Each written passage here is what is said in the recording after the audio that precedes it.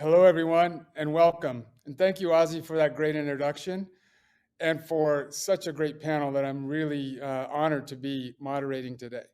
So, as we know, over the last 18 months, especially, the world has changed. The world has become more digital and the world has become more socially aware. And in Silicon Valley, we have the opportunity to be located in what has been known as the technical hub of the world. At least that's what we say.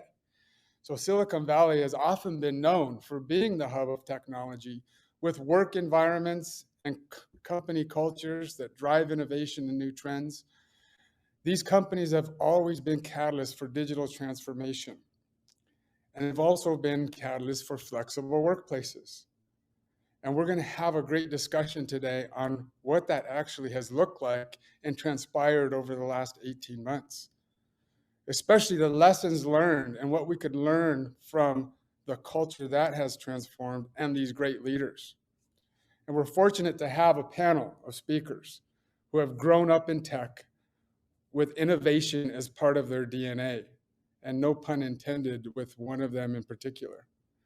What changes have they seen? How have they responded? And what do they see on the horizon? So without further delay, let's get into the panel discussion, and let me introduce my great partners for today, and let's go through these the great experiences that they have. First, I want to bring to the stage Hayden Brown, President and CEO of Upwork. Hi, Hayden. How are Hi, you? Guillermo. It's great to be here today. Thank you so much. It's going to be an awesome Great to see conversation. you. Now, next to the stage, Margo Georgiadis, former CEO of Ancestry. So when I said DNA is part of this, the digital is part of our DNA. Digital is part of history, and she's the former CEO of Ancestry and Mattel, and a director on the boards of McDonald's Corp and AppLovin, and amongst others. Hello, Margo. Hi, Guillermo. It's great to be here. Thank you for hosting. Great to see you. And last but not least, we have Raoul Vasquez, CEO of Opportune and director on the board of Intuit. Hello, Raoul. How are you? I'm well, Guillermo. It's nice to be here with you and Hayden and Margo. Great to see you all. So thank you for being here. And so maybe we can start by introducing ourselves, take a minute or so. Maybe start with Hayden. Tell us about your background and why we're here. Absolutely. So Upwork is the world's work marketplace. And so the platform we're building is all about connecting talent all over the world. We're in over 180 countries globally with work opportunities everywhere. People on our platform are working remotely, really bringing the work opportunities to them. And so certainly the mission around diversity and inclusion is core to the platform we're building. Also, since I've been the CEO over the last year and a half, a little bit more than that, I stepped into the CEO role in January, even though I've been at this company building it for the last 10 years. Board diversity is certainly something that is near and dear to my heart. Our board is 50% women. We have several minorities on the board as well. Anilu Vasquez, who already joined the board this year, who was a tremendous addition. And so, from top to bottom, from the platform we're building to the team in the company, from the board to the executive team and every single employee and freelance team member in our company, we're constantly thinking about how do we bring diversity to the table, because we know that's what the world is about. That's how we, win in business and in life, is by bringing all those viewpoints together. Wow, great. So it's going to be a perfect discussion for you today. So thanks for being here. So how about Margo? Can you give us a little bit of your background? Well, thanks, Guillermo. Similar to Hayden, super mission-driven and focus on how technology and data can democratize access and improve lives in meaningful ways, of course, and also deliver great returns for our investors and other stakeholders. This whole concept of diversity and inclusion has really been at the heart of all of my major roles in technology, whether it was the CEO of Ancestry or Mattel or the president of Google in the Americas. And as a board member for over 20 years, I've seen firsthand the importance of including diverse perspectives to make companies more impactful for the communities that they serve. That's ultimately our goal as board members, is to ensure that we have thriving companies that are able to engage their customers, their employees, and their investors. And when you think about companies like McDonald's and AppLovin, two public boards I serve on today, those both companies have hugely benefited from having diverse leadership teams as well as diverse boards, given the communities that they serve. And I think the businesses are more effective and productive because of that. I've also had the privilege to serve on a lot of private company boards, including companies like Handshake, which is really leveling the playing field for access to opportunity for people coming out of college. And certainly the pandemic has shown us how important that is, that we level the playing field.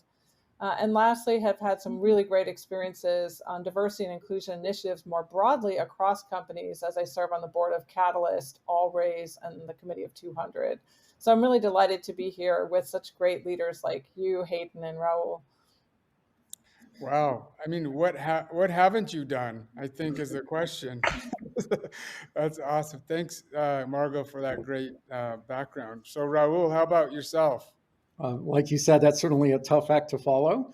I lead Opportune. I've been here for about 10 years. We're a mission-driven fintech that is focused on providing affordable, inclusive credit that can be an alternative to people that have historically had to turn to payday loans or auto title loans that are expensive and even predatory. So we're very proud of the fact that in the last 10 years, we've put about $11 billion into low and moderate income communities that generally don't have access to that capital. We've helped about 2 million customers save $2 billion in interest and fees. We've helped about 1 million people create credit scores. And as Hayden pointed out, our board also seeks to reflect the diversity that is so important as we serve our customer base. And we're very proud of the fact that 8 of our 11 board members come from underrepresented groups. Thank you, Raoul. Thanks for that great introduction, and thanks for also, ensuring that you've made it clear how you're changing the game with your own board of directors. So appreciate that. So let's get into the conversation. For me, it seems like we've all kind of grown up in Silicon Valley, or at least most of our careers. Myself, I grew up at Cisco Systems, being the CIO, and now running my own startup. But we've always, at least most of us, have thought that Silicon Valley is the center of tech universe, and that everything from access to talent, we've seemed to be the catalyst for that, and innovation. Is that still the case? I mean, is that, as what has occurred, especially over the last 18 months with digital, with transformation? I mean, were we, and are we still the center of the universe from a technology perspective? Maybe start with Hayden. What is your view on that? Yeah, I think there's two things that have changed fundamentally in the last year and a half through the pandemic, and will continue to evolve in the next decade. So the first one is, in the past, a lot of the tech companies were based here in the Valley. And going forward, what we're really seeing is every company is a tech company. Every company is digitizing, they're moving online, they're serving customers digitally. And so this idea that the tech companies are centered here is no longer the case. And we see that with every company hiring different types of tech workers. And that leads to the second observation I have, which is these tech workers are no longer confined to the Valley either, or even, some of the other places like Seattle or Tel Aviv that have historically had these really strong communities of tech talent. I think with the pandemic accelerating dramatically this idea that workers can work from home, they can work from anywhere, they can be in these locations that don't require them to be in these tech hubs, suddenly this has cracked open an amazing opportunity for every company that is a tech company, which is pretty much all of them, to tap into workers who are not confined to these geos and don't have to live in these geos to find amazing work opportunities. And that is a huge paradigm shift for workers and businesses who suddenly can find incredible talent everywhere. A lot of that talent has historically been in those places, but has been gated from the best work opportunities if they weren't in those, top 3 or 5 cities around the world. And those trends, I think, are true for other types of workers as well, who maybe weren't in those top cities for, their work, like Raoul fintech, if they weren't in those financial centers, et cetera. So there's something really interesting that has shifted, which I think is going to play out over the next decade, with workers being so much more distributed and businesses being able to finally tap into talent in so many more places, which is going to be an amazing win-win for both businesses and talent. That's awesome. And, I think, Margo, a lot of the companies you've led have been in, kind of either based in Silicon Valley, but many of the boards that you're on are not. And what is your perspective on that in terms of overall the shift that has happened or is happening? I definitely agree with Hayden that there's been an awakening of the fact that you can source talent more broadly. I do think that declaring the death of Silicon Valley is probably a little bit, is probably too quick from just this period. I do believe Silicon Valley will always be an epicenter. I think the sheer depth of talent that exists in the area, the big tech player innovation that will continue to happen, as well as the spin outs, as well as access to capital, I think will continue to draw people to the region. At the same time, I do agree that the pandemic has really empowered workers at a level that has not happened at any time in the recent past. Whether it's tech hiring or frontline worker hiring, tech talent is able to set their terms. And so I do think that a lot of people during the pandemic really rethought their lifestyles, where they really wanted to live. And so people did leave the Valley and choose alternative lifestyles. And we spent a lot of time in Utah, for example, and there's a huge burgeoning tech scene in Silicon Slopes, in Denver, in Austin, et cetera. So I think it's exciting for our collective communities that we see multiple hubs evolving and growing in material ways that will, I think, create a lot more opportunities for more people over time. I do think that platforms like Handshake also provide a kind of no excuses option for companies that are really trying to start their pipeline and diversify to be able to recruit capabilities from anywhere. You can no longer say, I can't go on campus to these 4 universities. You have access to every university, every degree program everywhere. And I think over time that will continue to create more diversity. But I still do think a lot of the biggest founders, the fastest growers, will still be in those biggest hubs with more worker empowerment elsewhere. Wow, yeah, that's a good perspective, and I think, Raoul, something that Hayden said, every company will have, or maybe I'm paraphrasing, but every company will be tech powered, or every company or every job could be tech powered as well. What is like in your space? What does that mean? Well, I certainly agree with the view that every company is becoming a tech company, and I think that does create a lot of opportunity across the country. The dynamics that Hayden and Margo described, I think, create a lot of opportunity for groups that aren't adequately represented in some of the tech hubs, right? Here in the Bay Area, there's not necessarily, for example, the number of African Americans that there are in other parts of the country. And then there are other cities across the country that don't necessarily have representative numbers of Latinos. So as companies now are having to really adjust as the employee now has more power, I do think that makes them more comfortable looking for talent in Atlanta. It makes them more comfortable looking for tech talent in LA and in the middle of the country as well. We have talent almost in every state now because we want to get the best talent that we can, regardless of where they live. I think the second part, every job I think is going to either be focused on creating technology or will be greatly assisted by technology. We have over 200 physical locations in the low and moderate income communities we serve, and we provide fantastic tools for our employees so that way they can serve the customer in the most efficient way possible. We leverage AI to try to figure out what's the next best interaction that we want to have with a customer. So I do think technology will continue to power the jobs and the interactions that every employee has, either with their colleagues or with the end customer. Ro, let's stay on that. So what has that done to your teams? I think you were already sort of in remote work mode, if I remember correctly. So you kind of had at least a hybrid version of your workforce already. I mean, what have things changed? Has the team structure changed? The way you're managing the teams? How is that looking?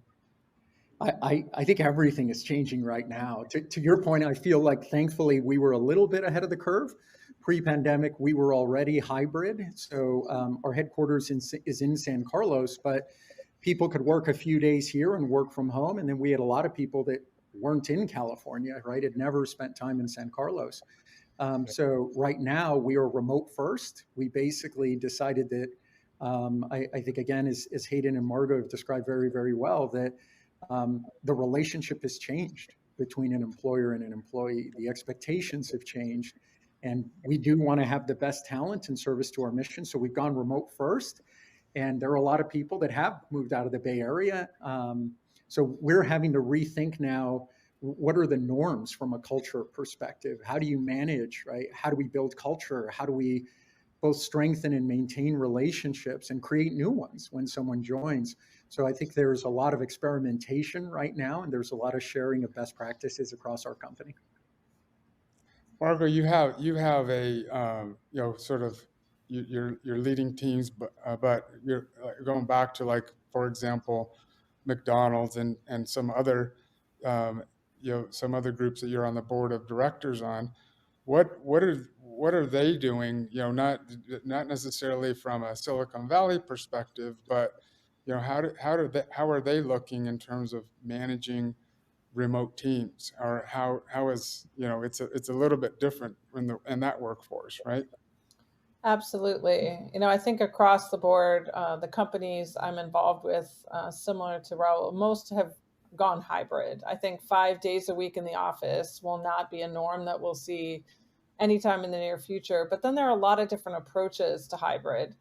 There's people that are picking fixed schedules in the office, say Tuesday to Thursday, and that's a whole company decision. There are other companies that are having team-specific norms about how they actually want to work together at a team level, and then the whole company getting together more occasionally. And I think it's the hardest decisions are for the companies where you have some teams that actually physically need to be in an office. So at Ancestry, if you're doing record scanning or lab work, you have to be physically present. So, those companies have that division, or a McDonald's where you have field staff and the restaurants versus the headquarters. You really have people that are in very different circumstances where some actually do have to be back 5 days a week or sometimes even 7 days a week, and others, right, that can have these remote schedules. And I think those companies are finding it the most challenging culturally to really think about those fairness principles. Even though perhaps at McDonald's the whole headquarters could go remote, the reality is you want everyone to feel that there is some togetherness in this new normal. And how do we think about having the right balance there? The other big area that I've seen challenging is there's some functions where to get the talent that you need, you sometimes have to go completely remote. I think data analytics and some aspects of engineering are good examples of where to win that war for talent, particularly for mid-sized companies, some of the larger companies that can pay at the top of the level are able to still recruit people and attract them in. But I think a lot of the mid and smaller companies are finding that certain functions, they have to go completely remote. Yeah, yeah, that's a great great view. So Hayden, over to you. What are you doing to manage your teams? And I think Margo was hitting on it. What is the hardest decision you've had to make in, like, your return to work policy? Sure. I'd say, we've been a remote work company for the 20 years since we were founded, because our model is predicated on a hybrid team of both freelancers and employees working together, really agnostic to geographic factors. So our 3/4 of our team is actually freelancers. We have 2,000 people spread across 80 countries globally. And so We've always been extremely distributed in how we operate and have team members who are very adept at using all of the remote work tools to do that. So we've gone completely remote first, even though we do have an office footprint for people to come together and collaborate around, more social things and team building when they need it. But I think, when I step back and look at this bigger picture, and when I talk to a lot of our customers who are navigating these challenges, I really see two camps. One is the companies that were founded and well-established pre-pandemic, who are struggling to kind of evolve and experiment in this new world and do many of the things around kind of a hybrid approach and kind of adapt to this new norm where workers are demanding flexibility. And frankly, businesses are fighting for talent. And to Raoul's and Margo's points, to get the best talent, they have to go outside of a lot of the geographies they've traditionally hired in. Yeah. Then I see the camp of companies that were founded in the last 2 to 3 years, and they are building a completely different organization.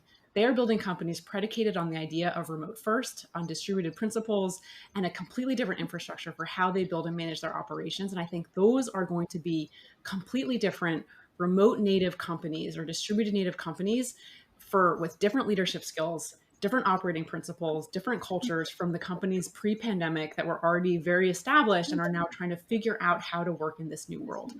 So I think we're going to see some very different things over the next 10 years between the crop of companies founded in this way. And there are others, Automatic, Envision, et cetera, GitLab, who, were working this way before.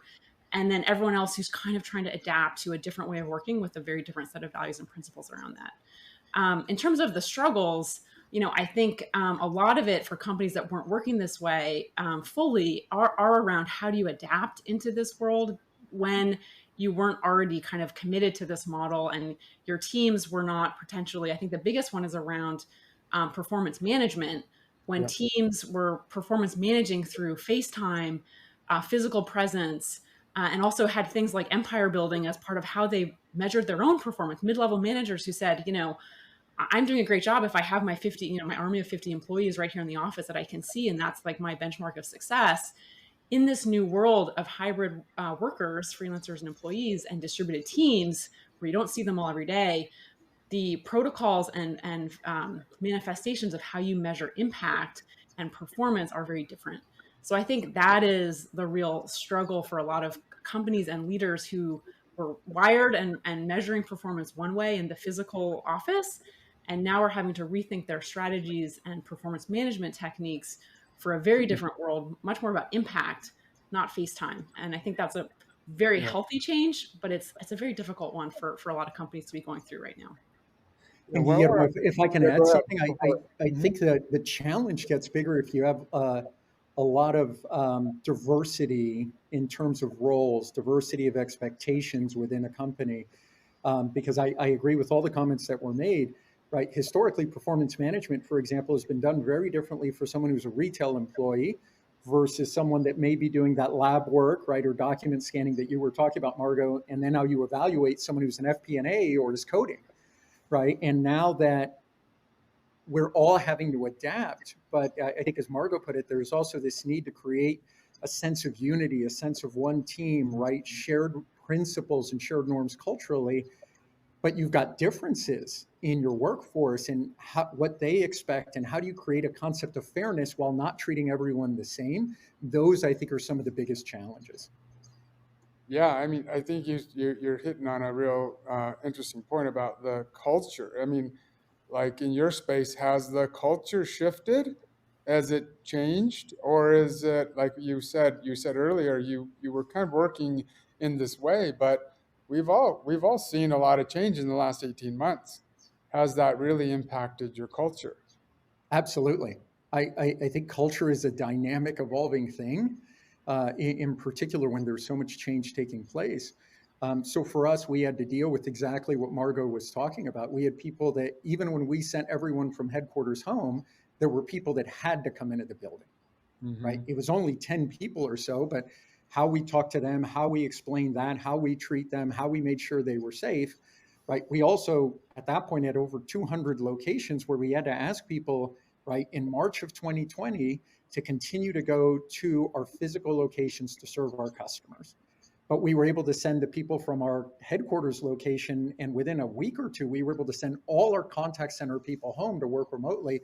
So figuring out how to explain that, again, how to make it seem fair and equitable was something that did stretch our culture and stretch how we communicate, how we lead, how we manage, and it hasn't stopped, right? For all the reasons that I think Hayden and Margo have really pointed out in the comments so far. And right now, we just flew in on an optional basis, some of my direct reports, about half the team flew in, the other half wasn't quite comfortable doing it.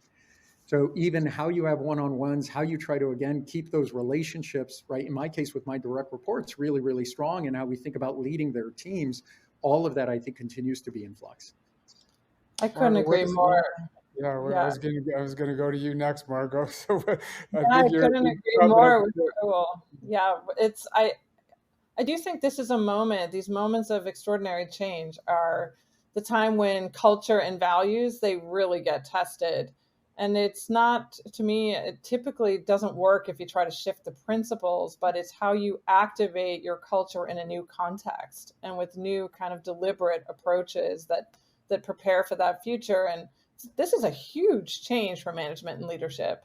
I just see a lot of companies not spending enough time really talking about how different this really is and how many purposeful changes you have to make to be successful.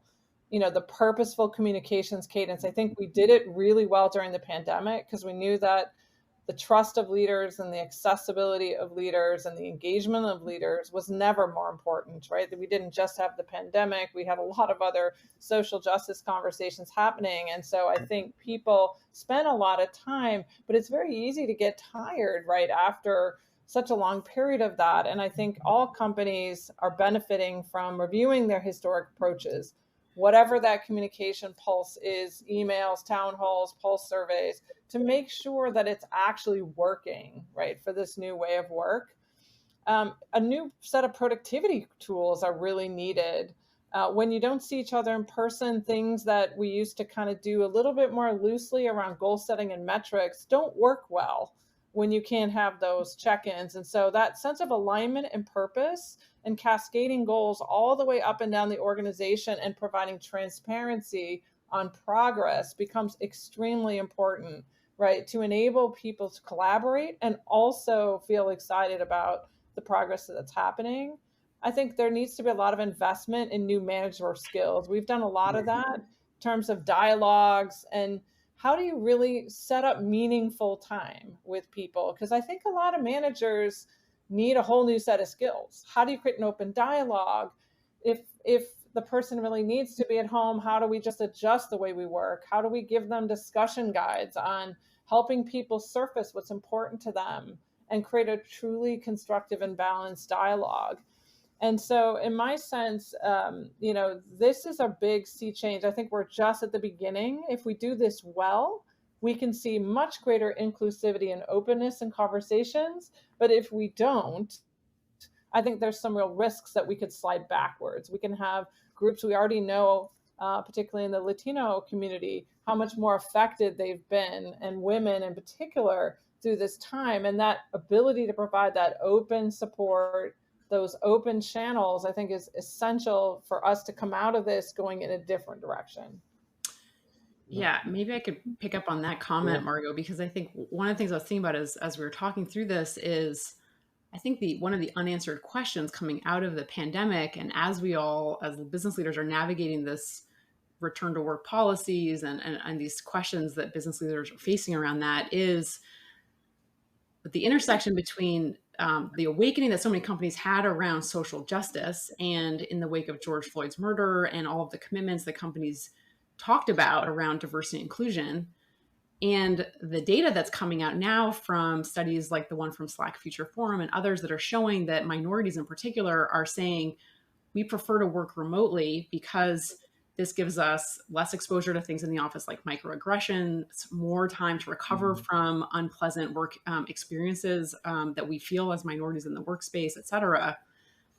How will companies really respond to that feedback and create the types of working environments virtually and in person, but create the space for people, minorities and folks to work on the terms that they are demanding and be included in the corporations the way they need to be, given the, you know, the feedback they're giving to say, hey, working remotely is actually better for me. I feel safer. I feel more included, or, you know, some of the data that's coming out. And obviously there's more to learn and more to be, you know, gleaned as we move forward. So I think that's the other aspect of this, where companies through the pandemic said a lot about, you know, we care about your safety, we care about your mental health, we care about diversity, we want to build a diverse team. And now there's this question of, you know, where does the rubber meet the road on some of those commitments and that talk track? If employees and team members are saying, you know, for me, that means I'm actually a lot better off working from home or not coming into the office because it's a safer space for me. So I think those questions are looming for us, and need to be navigated very carefully and thoughtfully, because if companies then turn around and say, well, despite all that, come back in 5 days a week or 4 days a week or 3 days a week, that really indicates, you know, a lack of attendance to the reality and lived experience of minority team members in the physical office. Yeah, you know, what's interesting is that while you were talking about the things like mental health and so forth, a question came in. Said, we haven't addressed the mental stress, behavioral changes. Have you seen major changes in your staffs? Can you share some insights? And Raoul, I want to kind of go over to you because I think Hayden was sort of hitting on it with the minority lens. But if you put a kind of a Latino lens, and if there's you know, sort of this if it's true that there's a notion that maybe I feel safer if I'm remote, is there also some cultural, like, not, I don't mean company cultural, but I mean, you know, some, you know, ethnicity or some Latino cultural shifts or things that we have to be thinking about as well? Absolutely. I think when we look at everything that's been taking place over the last year and a half, almost 2 years, right, there are changes that are taking place across multiple dimensions, right? We're seeing differences in terms of women and men in terms of coming back to employment. We're seeing differences, I think, as Hayden just pointed out, right? What the last year and a half has been like for a person of color, right? Whether they're Latino or if they're African American, and we could keep just deconstructing that. I love that question that Ana Maria asked, because my answer would be yes, we've absolutely seen changes in our staff. And one of the things that we seek to remind ourselves of is the idea that everyone is fighting battles that we can't see. Yeah. And if we really take that to heart, then hopefully that leads us to want to pursue conversations like the ones that we're talking about as management and leadership changes that are just at the very heart of it, that are compassionate, right? That are trying to really have an honest conversation, conversations where people are vulnerable. I'll give you an example. I mentioned yesterday, I mentioned that my direct reports are here, and I was sitting with one of them, and she asked, how are you doing? And I said, you know, I'm busy doing, you know, going through the different things we're talking about. And I said, honestly, at the same time, I'm also working through two elements of loss. I said, my daughter just went to college and I'm thrilled. She is so happy, right? Someone could not be happier in college right now, but I miss her.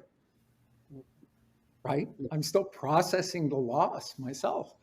And then my dad's been ill for about 10 years and he's got Parkinson's, and it's getting harder. Yeah. And I'm processing that. Right? So I said that to her, and she stopped and looked at me, because then I asked her, she stopped and looked at me. I said, you know, how are you doing? And she said, well, since you were vulnerable, I'm going to be vulnerable back. Yeah. Right? And she opened up and told me how she was feeling about some things. So I think there is a need to really understand, in every one of my direct reports, the people I talk to, right, they've been impacted some way, somehow, by what's been happening. And if we can create a culture where there is compassion, there is vulnerability, there is honesty, without a fear of repercussion, right, then hopefully that helps us address the sorts of things that Ana Maria was talking about. And it's a journey. There's no simple answer, because clearly businesses need to perform and things like that. But we also seek to have more of a long-term view on these things, as opposed to, well, that's great, but you're late on this deliverable, right? That's not who we seek to be as a mission-driven company, and that's not going to lead to success for any leader or any business. Margo, I see you shaking your head when, as Raoul's talking about the sort of the culture and the vulnerability. Any thoughts on that as well? Well, I think we all hope as leaders that we have found a way to a new humanity at work through all this, because people's dogs barked, their kids ran through the screen, and we all saw that we have real needs and issues. And I think we normalized the opportunity for all people at all levels, to share their truth, whatever it is. And I think that will be a great thing in the workforce. At the same level, knowing this community that we're speaking with here today and our all shared commitment to how do we advance Latinos in the workforce, as we think about this as technology leaders, we have a huge gap. We are not, ensuring that everyone is equally. And we saw this during the pandemic, whether it was from an education perspective or a career perspective, the huge gap in opportunity, whether it's healthcare, education, or this new digital economy. If all companies are going digital, and we just look at the number of Latinos that are at risk of their work being automated, we look at their share in the digitization of the workforce, we're not where we need to be, and that's just not okay. And I think as leaders, there's a lot of things that we can proactively do beyond just being compassionate and listening, because we know the pressure's on caregivers, but there's some systemic changes that really need to be made. I mean, one of the ones that I feel really strongly about personally is this emphasis on four-year college degrees. We are actively excluding, in the way we write job descriptions, a massive proportion of our workforce when we focus on that versus actually the skills that are needed to succeed in roles. And I think that's something we have to take on as leaders, because we will not make change for people of color. We have to encourage people to pursue the non-degree career certificates. I was a big champion of that when I was at Google, and the subsidies for those for people who cannot, pay, so we can actively enable them to transition into different kinds of careers. And I think it's our collective responsibility to think out of the box, right? We're used to doing this in Silicon Valley. When we have great tech workers in San Francisco, we got buses to make them efficiently, to bring them down to the Valley so that we had able to move people around. Why don't we do that in other careers, whether it's frontline workers at McDonald's, all the way up the chain? How are we thinking out of the box about what are the constraints? It should not be an excuse when we look at the share of the population to say that we don't find enough candidates. Mm-hmm. We have to think differently about how we enable our access to those candidates. And I think that's true at the front line, it's true at the management ranks, and I think it's true at the board level. And so I think all of us have a collective responsibility to shift that curve. Yeah, I agree. And so maybe Hayden, over to you.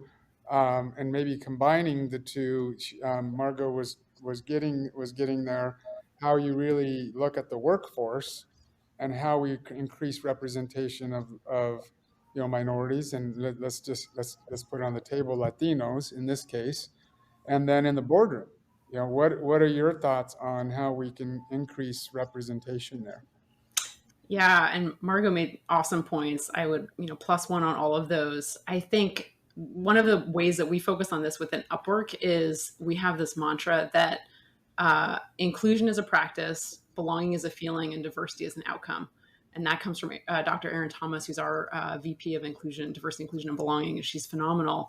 But what we've been really working on is kind of all of the steps in the funnel, including, very importantly, that belonging feeling that we create inside of our company, so that not only once we address the pipeline aspect, which Margo was speaking so eloquently about, but once we have diverse team members inside of the company, do they feel like they belong here? And what does that experience look like? So I think that's another aspect of solving this challenge that a lot of companies maybe underinvest in. They think a lot about the pipeline and that aspect of it, but not about the lived experience of the team members on the ground and what that looks like. And so I think for those types of things, we've been investing in programs like we launched this experience for and by our director level and above minority leaders at our company called Glow Up, which we designed with Harvard Business Publishing, which really is about fostering for those leaders a safe space, a time on their calendar to invest in them as minority leaders in our company to really develop their skills and tackle topics that are very pertinent to them and their needs. And so I think doing more things like that around programming and time and surfacing the issues that they may be facing within the company to help us then address those issues collectively and also, within that group are the types of things that go a step further than just, bringing candidates in the door, but making sure that they retain, they grow, they have the career opportunities, et cetera, inside of the company as well. And then at the board level, hugely important to bring in those board members. And I think, again, there's so many amazing candidates out there for our boards that it's kind of like echoing a version of what Margo said. They don't necessarily have to look like exactly the CEO of blah, blah, blah company to be on your board, but they can bring amazing experience if you tweak that criteria set a little bit and just think about what's the skill set you want them to bring in? What's the conversation that person can be driving in the boardroom for you? And how can they bring that maybe from a slightly different industry or a different executive role that isn't necessarily like CEO type of role, but they could still be incredibly experienced and valuable for your board. And I think that's where we can both change the pipeline, and then once they arrive on the board, make sure that they are onboarded appropriately into the board, through a great process there, and then able to contribute at the highest level in the boardroom. So that's a great, and I think we could talk about this all day, but I think we're running short on time. But I would like to address a question that's come up, and maybe Raoul to you, because I think you mentioned that earlier in the conversation of what seems many board opportunities in tech companies require tech company experience. Any advice on how to be a candidate if you haven't worked in a tech company? I think there are a couple of things that come to mind. Certainly, number one, for all the reasons Hayden talked about earlier, I think all of us need to get more and more comfortable and more knowledgeable in technology. And that's a journey, right? Because technology continues to evolve. So to the extent, Ana Maria, that you, or I think that may have been Ana Maria's, I'm not sure, it may have been someone else. Denise. Oh, sorry, Denise. Is interested in that, then you've got to invest, right? You have to invest so that way when you show up to that conversation, you can present yourself in the best way possible. I think the second thing would be, to the extent that you're talking to recruiters or others who are going to be part of your network and help you find those opportunities, talking about what you can bring to a company as a diverse candidate. For example, one of the individuals that just joined our board recently, the person's career has been in the NBA and with the Golden State Warriors, right? We're very much a AI-driven fintech, but I think we've all been talking about really what diversity can bring to the table, how it can bring a different perspective, how you can bring incremental value. And I think even if you don't have that tech background, to really try to position yourself in a way that illustrates what is going to be additive in terms of what you bring to the table, how you're going to be able to enhance the strategy, be able to help that company serve its customers better. Because over time, hopefully, more and more companies are going to recognize that not everyone should have a tech background, because then you'll get groupthink and you'll miss some opportunities. So, Margo, maybe in a lightning round or lightning flash moment, if you can give your perspective on that as well. Well, I agree with the challenge on the tech experience. And I think the most successful candidates will probably be people with sort of deep experience in another functional area, either marketing, IT, HR, other areas where you can really bring disproportionate value. But I would really be a student of the companies you're interested in potentially serving, and get to know what are the biggest challenges that they're facing, and think about analogies of what you have learned in other spaces. Well, thank you all I think we're at time. I love this conversation. I've done some of my own studies and some reports that I'll share out with this organization. But thank you, Hayden, Margo, Raoul, for your time. I know you're all busy, and I know you're leading innovation and are changing the world in your own right. So thank you for the time, and thank you LCDA for the opportunity for presenting here today. And thank you so much. Thank you, Guillermo.